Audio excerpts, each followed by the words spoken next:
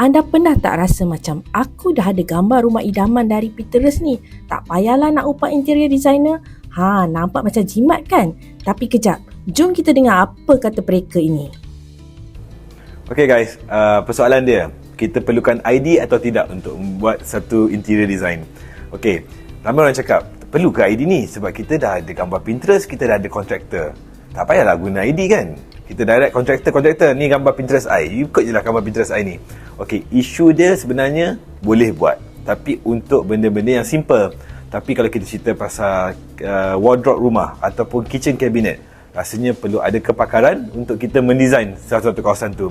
Seperti kitchen cabinet, dia banyak teknikal kat situ yang kita perlu ambil tahu. Macam drawer kat mana kita nak letak, saiz apa yang kita perlu letak, macam mana organisation bawah kitchen tu, kat mana kita nak cara kita nak masak, flow kita nak masak, sink kat mana.